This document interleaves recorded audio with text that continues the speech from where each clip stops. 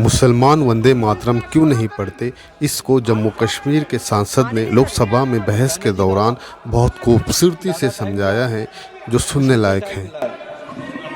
ज़्यादा मुश्किल से टाइम मिला है, 2 मिनट बात करने दीजिए। मैडम चेयरपर्सन, बहुत बहुत शुक्रिया इस डिबेट में हिस्सा लेने के लिए जो आपने टाइम दिया। नेशनल सॉन्ग वंदे मातरम पे डिस्कशन हो रहा है सुबह से, और मैं ये समझता हूँ कि इस मुल्क में इस नेशनल सॉन्ग के साथ किसी का ना एतराज़ है, ना कोई दो राय है।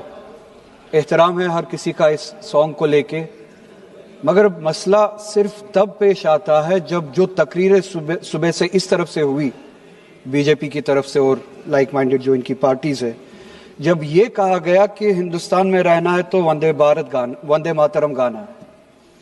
ये कहा गया कि आप तभी इस मुल्क के बाशिंदे हो जब आप ये गाना गाओगे। एतराज तब शुरू होता है।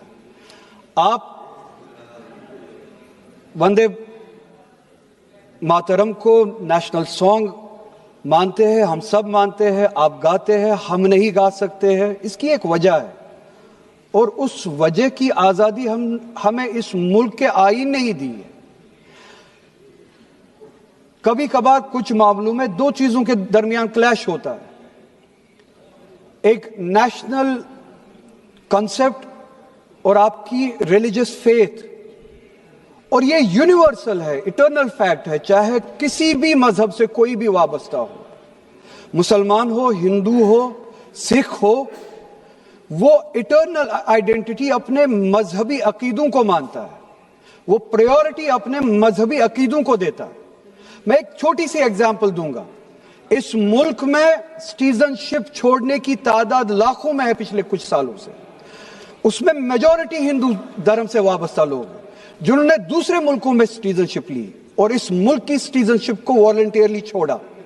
मगर जब उन्होंने अपनी इस टेम्परेरी आइडेंटिटी को तब्दील किया, नेशनैलिटी को तब्दील किया, क्या उन्होंने अपनी रिलीजियस आइडेंटिटी को तब्दील किया?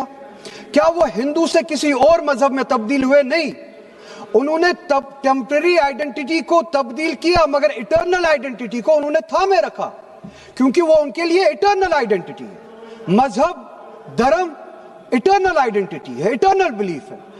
हम कल सब चले जाएंगे इस दुनिया से, पासपोर्ट, आधार कार्ड यहीं पे छोड़ के चले जाएंगे। ये जब चले जाएंगे, अपने साथ अपने धार्मिक का जो काम किए हैं वो साथ में ले जाएंगे। पासपोर्ट और आधार कार्ड, नेशनैलिटी अपने साथ नहीं लेंगे। जब मैं इस दुनिया से चला जाऊंगा, पासपोर्ट, आधार कार्ड, ये टेम्परेरी आइडेंटिटी यहीं पे रह जाएगी। मेरी इटर्नल आइडेंटिटी, मेरी मजहबी आइडेंटिटी, मेरे मजहब के अकायद मेरे साथ चलेंगे, जिस तरह इनके साथ चले जाएंगे। वो इटर्नल आइडेंटिटी है।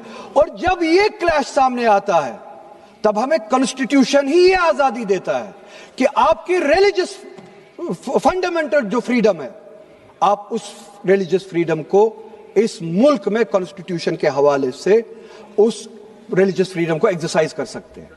और वंदे मातरम का जब मसला पेश आता है, जब यह कहा जाता है कि आपको यह जबरदस्ती गाना पड़ेगा, हम तब यह कहते हैं कि आप गाए, हम एहतराम देते हैं।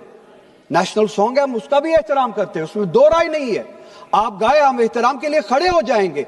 मगर आप ये चाहेंगे कि हम भी गाए, मुमकिन ही नहीं है, हो ही नहीं सकता है। आप चाहेंगे, अब सब्र करो। सुबह से इतने लोग बोलते आ रहे हैं, प्लीज चेयर को एड्रेस करें आप। तो जवाब सुनने का भी मादा रखा करो। आप गाइए, आप बोलिए नेशनल सॉन्ग है, आप बोलिए नेशनल सॉन्ग है, कोई दो राय उसमें नहीं है। मगर हम पे थोपिए मत। कॉन्स्टिट्यूशन इस चीज की हमें आजादी देता है। और आप खुद कहते हैं कि वंदे मातरम गाने की ईजाद ही आजादी के लिए हुआ। बेशक हो। आजादी किस चीज के लिए? आजादी इस चीज के लिए, हिंदू के हिंदू होने की आजादी, और इसी तरह से मुसलमान के मुसलमान होने की आजादी, सिख के सिख होने की आजादी।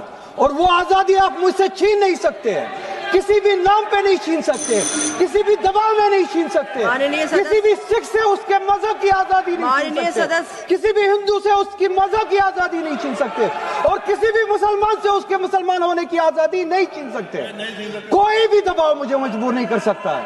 आप गाइए और हमें वो आजादी दे दीजिए। ये मजहबी आजादी मुझे आपसे दूर नहीं करता।